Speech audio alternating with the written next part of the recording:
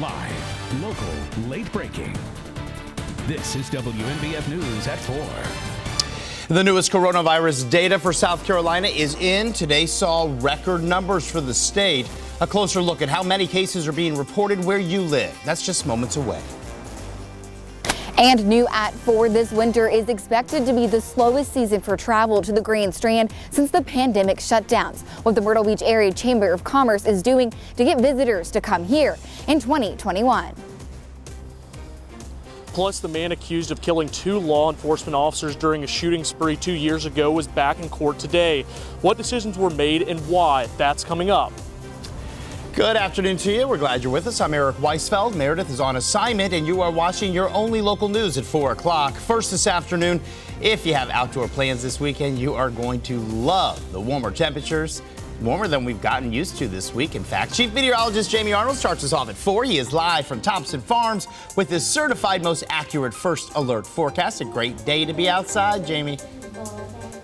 Absolutely. You know, I'll do anything to get out of the office, especially on a Friday afternoon. This Friday afternoon brings us to Thompson Farms and, getting ready to kick things off here at 5:30 this evening as we head not only this evening, tomorrow into Sunday as well. We've got Santa's Village, and if you've ever been to Thompson Farm, you know they really know how to put on a good time, and now sort of expanding from that fall season into the holiday season. We're going to have a whole lot more from here coming up as we work our way through the rest of the newscast. Let's talk about that forecast, though, as we head into the weekend, and it's a good one, not only here at Thompson Farm, but I know there's a lot of things going on this weekend. If you're heading to Night of a Thousand Candles, the Conway Lights, North Myrtle Beach Light Show, maybe doing some shopping or maybe trying to get in some yard work this weekend, we're giving it a check plus. Certainly a beautiful evening underway. 62 right now in the Grand Strand after making it all the way up to 68 earlier this afternoon.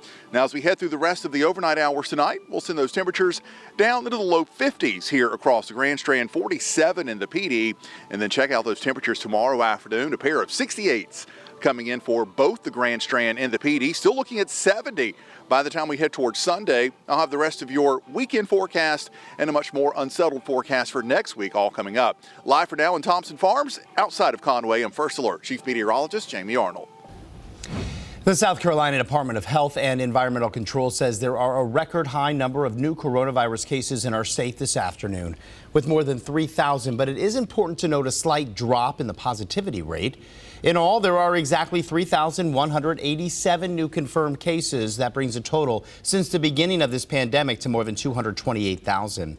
123 of those new cases are in Florence County, while Horry County has 86 new cases. Georgetown County has 48. Greenville County leads the state once again with 535 new cases. DHEC also says 42 more people have died from COVID-19 in our state. That includes 4 deaths here in Horry County. 4,332 people have now lost their lives in the virus in South Carolina as a whole. The positivity rate dropped back below 20% today, with 18.6% of the almost 17,000 test results coming back positive. With coronavirus numbers rising, not just here in South Carolina, but across the country, the first Americans could start getting a vaccine as soon as the start of next week. That's what the U.S. Health and Human Services Secretary said this morning, while all signs point to a speedy dispatch of the Pfizer vaccine. Not quite a done deal just yet, and there's still a major roadblock on Capitol Hill for a potential COVID-19 relief bill. Nadia Romero reports. FedEx and UPS on standby, ready to distribute COVID-19 vaccines as they enter the market. First up, Pfizer-BioNTech's vaccine, which is expected to get an emergency use authorization from the FDA any time now. But the injections can't start until the CDC authorizes the vaccine for use. They want to look at the numbers of individuals enrolled and make sure that the data is robust enough to make a recommendation across the board. Health and Human Services Secretary Alex Azar says the current timeline means some Americans could get the vaccine as soon as Monday or Tuesday. We're looking at 20 million Americans being vaccinated just in the next coming weeks, up to 50 million total by the end of January. Meanwhile, some Americans are hanging by a thread. I have to take the bills and tear them up and pick the ones and hope that they total the amount that I have. But Democrats and Republicans continue to feud over aspects of the COVID-19 relief package, including stimulus checks for Americans and liability protections for corporations. Struggling families, exhausted health workers, and anxious small business owners are waiting for the Senate. No relief for the American people unless corporations receive blanket immunity from lawsuits. That particular poison pill that has foiled bipartisan agreement for more than 8 months is the nub of the problem. Nadia Romero with that report. And if you and your family are looking to get tested for the coronavirus, the free testing sites will continue throughout our area as we head into the weekend. Tomorrow along the Grand Strand, one such event is being held at Coastal Carolina University in Conway. It starts at 9 o'clock in the morning, runs until 4:30 that afternoon. And then in the PD area, the Florence Regional Airport on East Palmetto Street is hosting a testing site as well. It also starts at 9 o'clock, lasts until 5. Both of these testing sites are sponsored by DHEC and are just two of several local events happening tomorrow. For all of the locations and those times, head to WNBFnews.com. After a stronger than expected fall tourism season, the Myrtle Beach Area Chamber of Commerce is now looking ahead to 2021. WNBF News reporter Catherine Phillips is in Myrtle Beach to explain the Chamber's plans to keep the area in travelers' minds. A vaccine on the way is welcome news for many, including the hospitality industry. They're hoping it'll get travel back to pre-pandemic levels. For now, the Myrtle Beach Area Chamber of Commerce is focusing on how to get visitors to come here next year. Chamber CEO Karen Reardon says while winter is always the slowest season, getting people to visit now is especially important. Reardon says fall travel exceeded expectations for many hotels and businesses who rely on tourism. But it's not enough to make up for spring and summer losses. With the current surge in coronavirus cases nationwide, Reardon says many are reconsidering winter getaways in general and to Myrtle Beach. And because the border is still closed, Canadian travelers can't come this winter. She says Canadians make up a significant portion of the Grand Strand's winter visitors. Looking ahead, Reardon says they're anticipating a steady start to the spring. The forecast is that things really start to get much better for us here in the Grand Strand in June, when the weather is nice and when more people are vaccinated and hopefully the levels of COVID-19 have gone significantly down. Reardon says these next 2 months are likely going to be some of the most difficult for the industry. However, she adds that the recent success from the CCU football team has brought many additional eyes to the area. Reporting in Myrtle Beach, Catherine Phillips, WNBF News. Accused mass shooter Fred Hopkins was in court this morning following a postponement yesterday. After claiming to be indigent in a previous hearing, Hopkins was appointed 2 attorneys to his case, one of them from Horry County's 15th Circuit. WNBF News reporter Cameron Crowe live for us to explain the judge's decision to provide Hopkins counsel. Cameron? Yes, Eric, today's hearing was a continuation of a prior hearing where Hopkins claimed to be indigent and unable to provide his own attorney. During Hopkins' last appearance, presiding judge Eugene Griffith asked Hopkins to request his daughter gather a list of his assets, but Hopkins' daughter was unable to retrieve a list of his belongings. Griffith says Hopkins previously indicated he'd be interested in having a receiver, likely a civil attorney, hold on to his assets, making Hopkins indigent on the spot. Griffith told Hopkins then the money from his assets could be distributed to the victims of the 2018 Vintage Place shooting, which led to the deaths of Florence law enforcement officers Terrence Caraway and Farrah Turner. Hopkins told Griffith he wasn't interested in having a receiver and he didn't want a dime going to the victims. Griffith then discussed the purpose of the receiver, and Hopkins agreed to have an attorney hold his assets, in turn making him indigent. Since the state is seeking the death penalty against Hopkins, 2 attorneys will be appointed to his case. Griffith appointed Ron Hazard from Horry County's 15th Circuit and another attorney from the Office of Indigent Defense. Reporting live in Florence, I'm Cameron Crowe, WNBF News. One of the men arrested in connection with a killing in Georgetown earlier this year is now back in South Carolina. The Georgetown Police Department says David Green was extradited back to the state from Georgia last night. Green was taken into custody last month by the U.S. Marshals Service outside of Augusta. He's charged with murder and attempted robbery in connection with the shooting death of Terrence Pinckney back in October. That's when officers were called to the Bethel Apartments in Georgetown, where they found Pinckney with several gunshot wounds. 2 other suspects, along with an unidentified juvenile, were already arrested in this case. Authorities are investigating this afternoon after a shooting left 1 person hurt in Marion County. An official with the Mullins Police Department says the incident happened just before 5 o'clock last night off Gapway Street on the southwest side of town. Now, the victim is expected to be okay, and officers are still working on leads as the investigation remains active. We'll keep you updated as we work to learn more. Emergency crews were called to a two-car crash in the Little River area earlier today. This picture of the scene shared by Horry County Fire Rescue. Authorities say the collision happened just a little after 11:30 this morning in the 1200 block of North Highway 57. One person has been taken to the hospital. No word yet on how badly they're hurt. South Carolina Highway Patrol is investigating that accident. With just days until the Electoral College is expected to confirm the presidential election, the president-elect is continuing to fill out his staff while the president continues to fight the results. That story just 3 minutes away. You're watching your only local news at 4.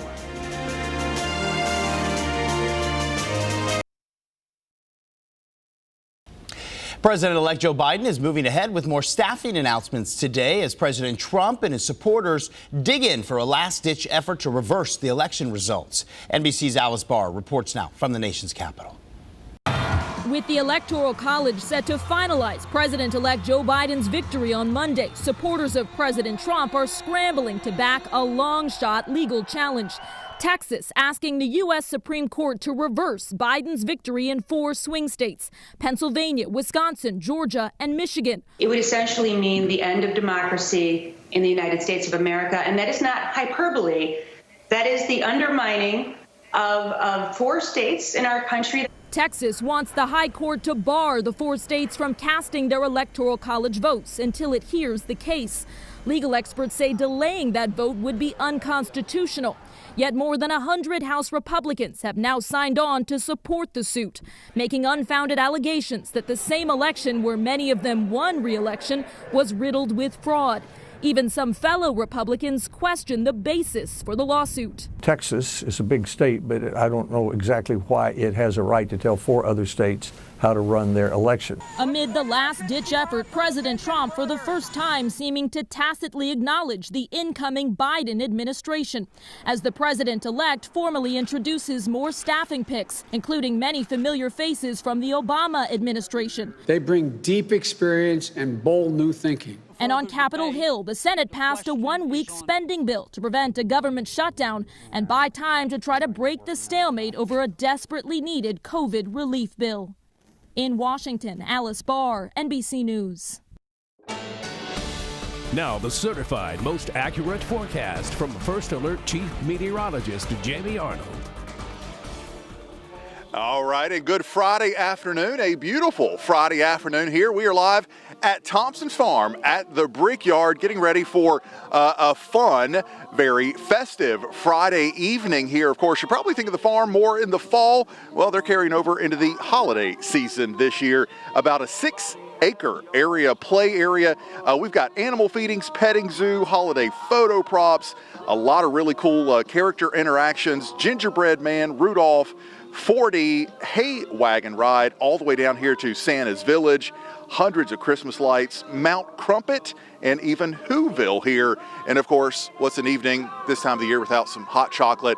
All of that here at Thompson Farm. $50 admission. They open at 5:30 this evening. You can get those tickets online. It's tonight, tomorrow night, Sunday night, and then again the 18th through the 27th of December, except for Christmas night. Now, if you are going to be heading out here or anywhere else as we head through the weekend, the weather certainly looks good. Let's take you into the day tomorrow.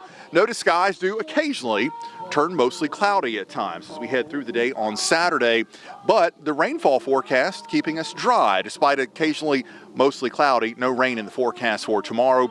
Still holding on to an outside chance of a sprinkle or light shower as we head into the day Sunday. Notice Sunday morning it will be mostly cloudy, 1 or 2 sprinkles around, but a very warm day Sunday as temperatures climb all the way to 70 as we work our way into the afternoon. Let's talk about that weekend forecast. Taking you to Saturday, 52 tomorrow morning, 68 tomorrow afternoon, and there's that 70 showing up for Sunday with that rain chance at just 20%, although again, mostly cloudy at times. Enjoy the weekend though, still focusing on Monday for a pretty good chance of a soaking rain that starts to move in as we head through the day on Monday. Although some of the data today indicating some of the heaviest of the rain may stay just to our northwest Notice that system does pull out of here by late Monday evening. Rainfall totals, at least for now, on average, likely a quarter to maybe a half an inch of rain, with the 1 inch plus rainfall totals likely well north and west of I-95. Still, though, looking like a pretty wet Monday, and that's going to kick us off for a pretty unsettled stretch of weather as we head through a good chunk of next week. Your Myrtle Beach 7-day forecast showing those temperatures this weekend, upper 60s to near 70. We have increased the temperatures on Monday, now likely in the 60s with that rain, but notice down to the 30s Monday night, back to 60 on Wednesday with another chance for showers and some chilly rain, and then right back down to the 30s for lows and 50s for highs by Thursday and Friday. And for Florence and the PD, you're also near 70 all the way through the weekend. Rain chances, though, up to 60% on Monday. Temperatures around 60, dropping into the upper 40s on Tuesday, back into the 50s on Wednesday, with that chance for some more showers returning as we head into a pretty active weather pattern. Likely going to keep storm systems coming at us every couple of days as we work our way into next week. That's the latest look at the forecast. We'll have much more from here at Thompson Farms coming up. Check this out. A new piece of technology designed to make it easier for school janitors to keep a campus clean is having an unintended effect on students at one school in Texas. Wayne Carter heads to the classroom to show us the surprise lesson in robotics. It's kind of like one of those robotic vacuums on steroids. This self-driving robot methodically making the rounds at St. Mark's Catholic School in Plano, scrubbing and cleaning the floors. And we went to go outside, and then we saw it, and I thought, oh, that looks so cool. A gift from a parents to help maintenance staff so they could focus on high-touch surfaces, but it did something else. It was really cool, but I was like, I wonder how this works. Okay, so we're going to be teaching them a new route, so we're going to go into the sea now. Educators here saw the excitement about the robot and realized they had something. They had a contest so the kids could name it Leo, complete with a lion outfit, and they teamed up with the company that donated Leo to teach the students how to program and code the computer inside. This is different because you get to, you have to move with it. You kind of have to, instead of sitting at a computer and doing it, you're out there moving with it. You're out there learning how to drive with it and everything. Just turn to that left. There we go. They manually drive the route that they want the robot to take, teaching the computer to record every step, making sure the sensors are activated so Leo doesn't bump into anyone or anything. Kind of easier, because all you have to do is drive it around where you want it to go, and then it just goes by itself. The students were already master coders, taking part in the school's robotic team, but they needed some help. Right now, because of COVID, we are not doing anything with robotics because it has to be a group or a team. So it was a good idea to do this for them. He's just trying to find his way back. Fun, educational, and protection from the pandemic. It beats out my robotic vacuum any day. Millions of people across the country are still in need of help this holiday season. Coming up, meet one such family doing its best to make ends meet during the pandemic.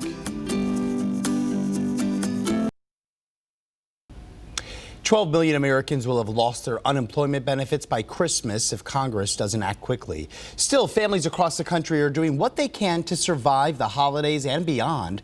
Vanessa Yurkovich spoke with one family in Pennsylvania experiencing hardship during this pandemic.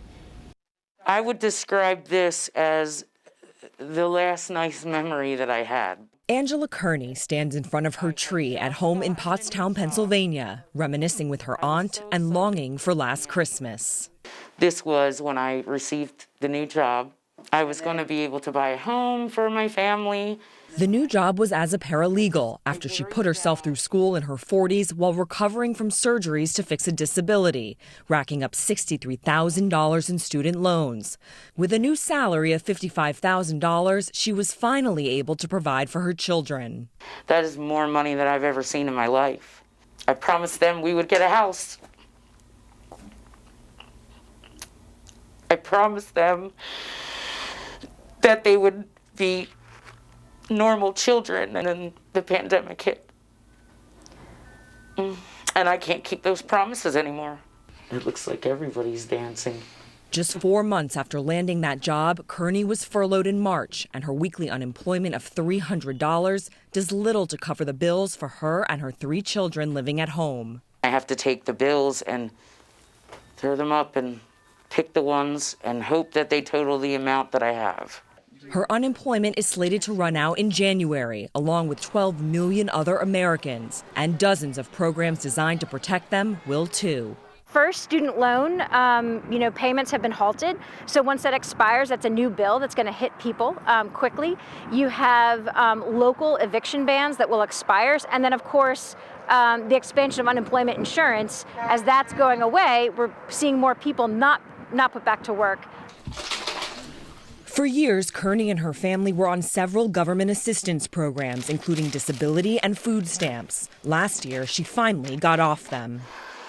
A lot of it was determination on my part to climb this mountain, and we got shoved off the mountain. Which sent them right back on food stamps.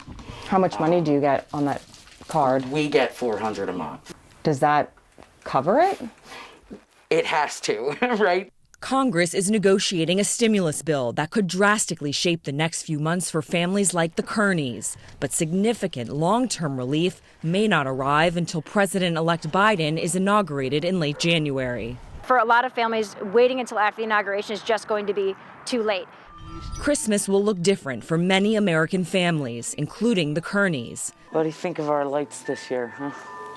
This year, she's prioritizing paying the electric bill just to keep the lights and Christmas spirit alive. The bills won't be paid for December because Santa's coming to town. Santa will be here. And Santa will be here later this evening. Thompson Farm at the Brickyard this Friday evening, getting in the holiday spirit. Much more on what's happening here tonight and this weekend, and a closer look at that almost spring-like forecast for this weekend coming up next on WNBF News at 4:30.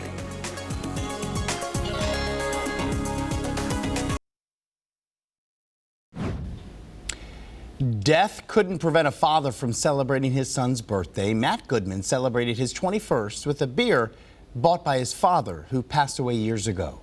Rachel Holt shares this touching story. The morning of my birthday, I went out to breakfast and ordered that first beer, and it was actually, like he was there buying me my first beer. Matt Goodman was surprised on his 21st birthday with a beer from his dad.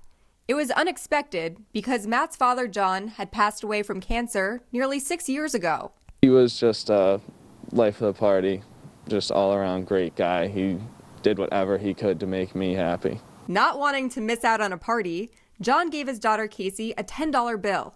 He asked her to save it for Matt's 21st birthday so he could buy his son his first legal drink. It's just something so typical that what my dad would have done to buy him his first beer. Him and my dad were so close, and he's had such a hard time anytime that like a monumental moment comes up in his life that my dad's not there. It was so nice that my dad, even 6 years ago before he passed, had the foresight to think about a time like this, knowing he wasn't going to be there for my graduation or some of the bigger things in my life. So he thought about something he could be there for, even if it wasn't physically. Matt shared the moment on Twitter, and the post went viral, many relating to his story. Even if we didn't get this huge response, it was something that he would remember for the rest of his life, and it's just been incredible. Matt's choice of beer was a Bud Light, his dad's favorite. And there's currently no shortage of beers in the Goodman household. When Budweiser found out about this story, they sent him hundreds of beers. I couldn't believe how many people were reaching out and heartfelt messages and saying cheers to my dad and saying they were raising a glass to him tonight. It was just kind of awesome to see all the response. Well, the sun is going down, the lights coming up here at Thompson Farm at the Brickyard. Going to have much more on all the holiday fun here, as well as the mild weather heading into the weekend. That's all coming up next. Keanu Reeves is starring in one of the most anticipated video games of 2020. Rick DeMagella spoke with the action star about Cyberpunk 2077. Of a person's true value. Death. Facing it. Staring it down. Johnny, I got you. Keanu Reeves stars in the new video game Cyberpunk 2077. Gotta get out of here, understand? And I'll kill anyone who gets in my way. Reeves voices the character Johnny Silverhand.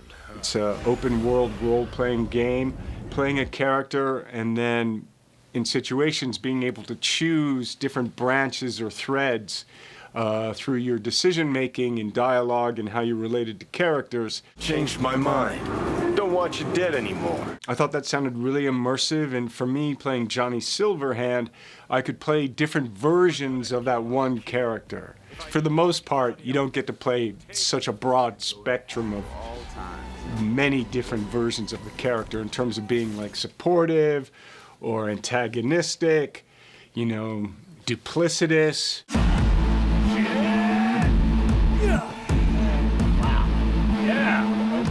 Reeves also performed motion capture for the role, which went beyond simple movement. So I called it a gestural library. So, you know, like, how does Johnny sit? How does, you know, I was like, he sits kind of like this sometimes. And how does he move? You know, well, I think sometimes when he wants to get your attention, he might be in your face, if he was that guy.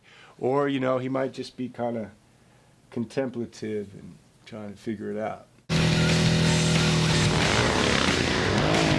Reeves is the co-founder of Arch Motorcycle Company. The sounds of the company's bespoke bikes was captured for an in-game cycle based on the real thing. They took the motorcycle that we have at Arch Motorcycle called the Method 143, and they took that and then they cyberpunked it.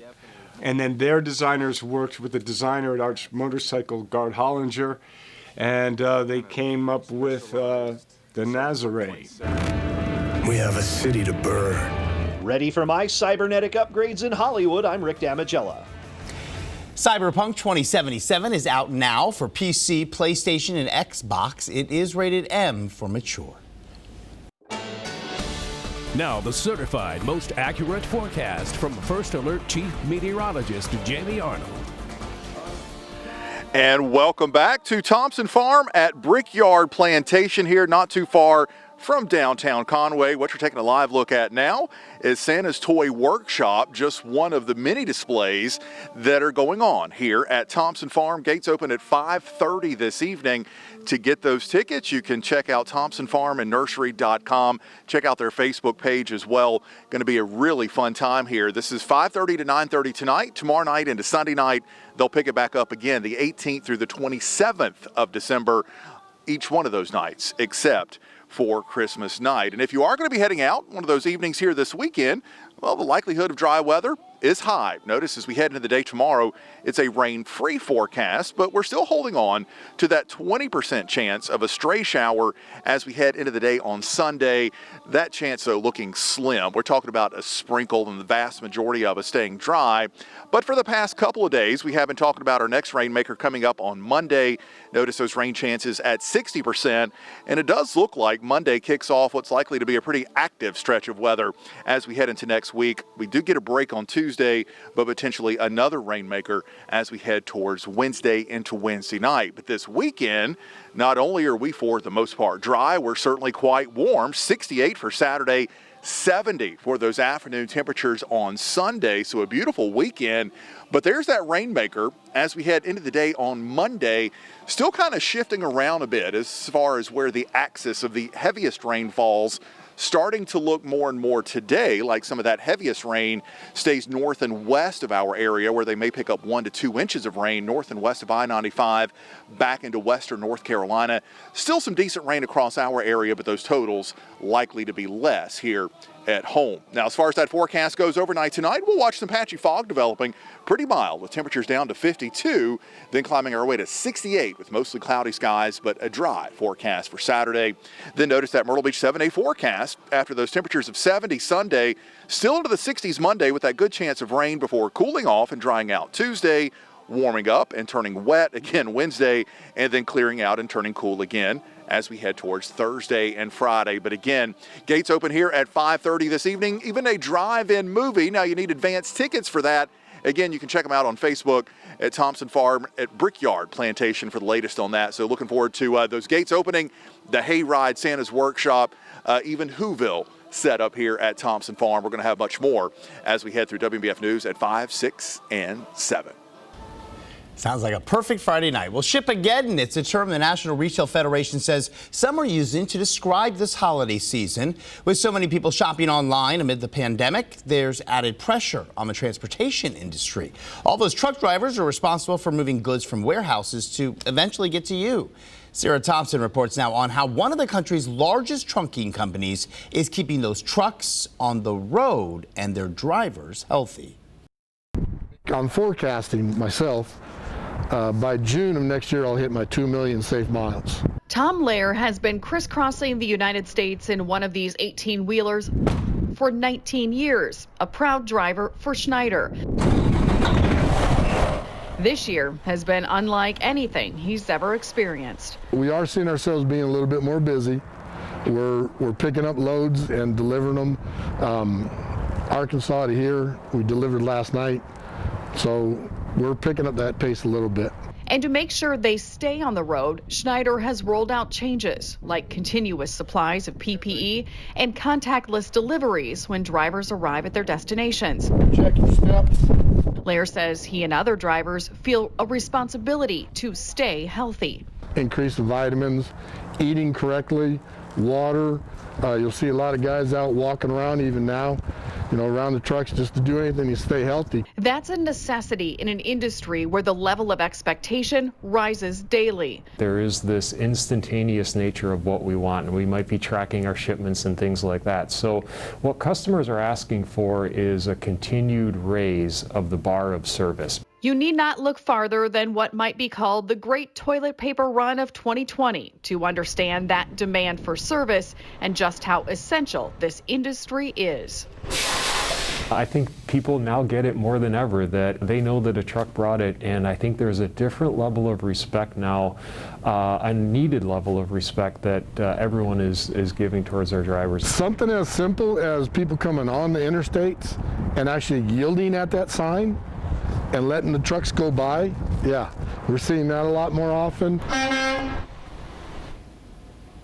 Don't forget, if you're sending gifts and cards by mail this year, you'll want to get them out earlier than usual. The United States Postal Service says with more people expected to stay at home this year, that means more people using their services for holiday greetings. To help, they're expanding Sunday delivery beginning this week to areas with high package volumes. Mail carriers will also deliver packages for an additional fee Christmas Day. That's in select locations. USPS says customer traffic during this coming week of December 14th to the 21st is predicted to be the busiest. Some important deadlines to remember for packages to arrive by Christmas are December 15th for ground, December 18th for first class mail services, and if you need to ship something express, December 23rd is your deadline. As we wait for the approval and distribution of a coronavirus vaccine, nursing homes in our state telling residents to get ready. New at 5, the motivation for some families with members in nursing homes to get this vaccine. Also new at 5, if Governor Henry McMaster's announcement of rapid COVID testing in schools caught you by surprise, you weren't the only one. State Superintendent of Education Molly Spearman describes what happened next after she says she was not given advance notice of that announcement. It is described as a new way to build community relations. Zach Wilcox speaks with the chief of the Surfside Beach Police Department to see what it's doing differently next year.